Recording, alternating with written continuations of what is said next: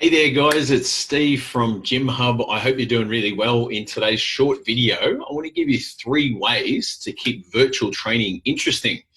Now, if like me, your gym was closed, you started delivering virtual training, one of the things you'll probably start to notice at the moment is that virtual training is starting to lose some of its shine. People are starting to get less engaged. You've got a lower attendance rate. And this is something that people that deliver virtual training for a living notice all the time. They have a huge dropout rate. And it's quite difficult to connect with people and add that sort of value that you and I do in a face-to-face setting. However, because we don't yet have complete access back into our gyms, it's important that we actually keep things fresh and interesting for the members inside of our groups so that they can then transition straight back into face-to-face training. If we lose them for a month before we get permission to open the gym, we run the risk of them sort of getting distracted where they stop exercising and they lose their routine, or they perhaps pick up some training somewhere else where they find it a little bit more engaging. So let's go through 3 different things that you can be doing as part of your gym to make it a little bit more interesting. So the first thing I would suggest is often when we first start with virtual training, we're excited by it, so our energy levels are higher, and sometimes we actually even have extra staff on the call. So you might have one person that's demonstrating the exercises, one person, and then like another person that's actually meet and greet. So one of the best things you can do to get people actually interested in and get people sort of enjoying the sessions is arrive early. Make sure you're doing a lot of meet and greet. Make sure you're actually asking people, you know, your kid's back at school yet? How's the shoulder been feeling?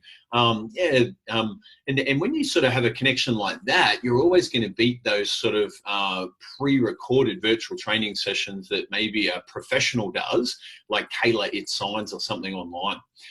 Make sure in the sessions you're also actually giving feedback. So you're not just standing there with the sound off, but instead you're actually talking to the people that are on screen. So you can give them like exercise cues, which again makes it far better and more interesting than like a workout video. So you might say, Dave, all right, when you press above the head, be sure to lock out the elbows. You might say, you know, screw your feet into the ground when we're looking for that deadlift shape. Make sure to really activate your core. And these little cues can be useful, particularly if you're naming the members, particularly if you're using that sort of meet and greet fashion at the start, but also then giving them exercise cues throughout the workout. The other thing around energy is making sure you're just at your most energetic. So sometimes opening with a funny story, sometimes you know, having a short black or a cup of coffee and just actually bringing your A game. It's pretty normal when you're on the gym floor. If you're producing like group classes inside the gym, you sometimes go through sort of ebbs and flows of energy as well. And if your energy's gone down, they're actually going to mirror you.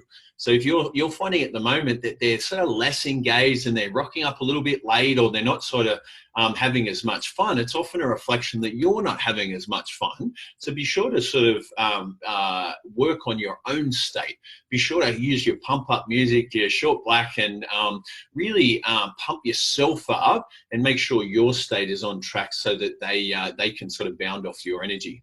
So the first one is around energy and touch points and making sure we really increase that over the next 4 weeks if we want to avoid people dropping off. The second tip I would give you to make virtual training interesting over this next little period is to consider adding something like a theme to it. So there's no reason why you can't actually have like a fancy dress theme. You might say that on Thursday, we're actually going to wear a funny hat to our session. You might call it an 80s session where everyone has to wear, you know, fluorescent leg warmers and, you know, funny 80s style clothes. Alternatively, you might theme it in the terms of the body parts that you're actually going to focus. So it could be called buns and guns or something like that.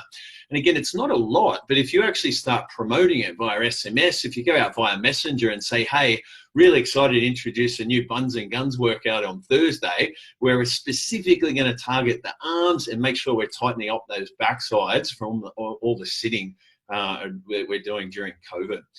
It's sometimes enough to actually get a little bit more interest and sometimes enough for people to see each other and make it a bit more fun and a bit more engaging.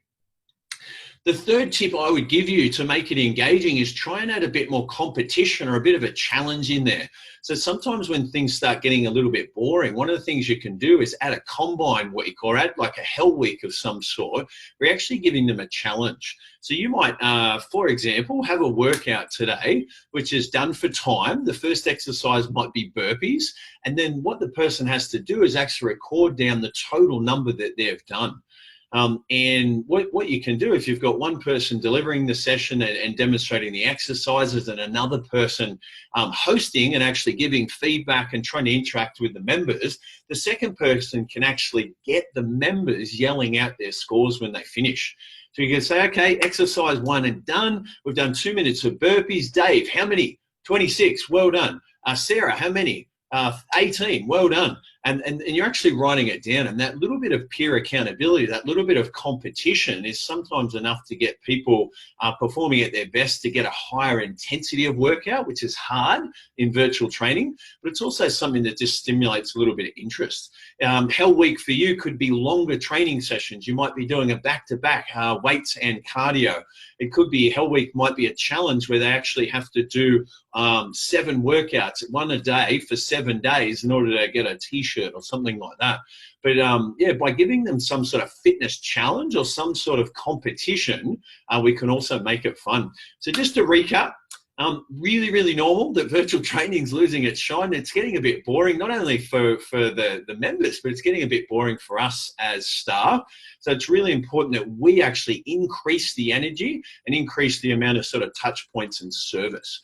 Number 2, think of what ways that you could sort of theme the workout, whether it's a fancy dress or a certain name or body part that might trigger a little bit more interest for someone to attend. And then number 3, a combine or some sort of fitness challenge or competition is a fun way to sort of get things moving as well.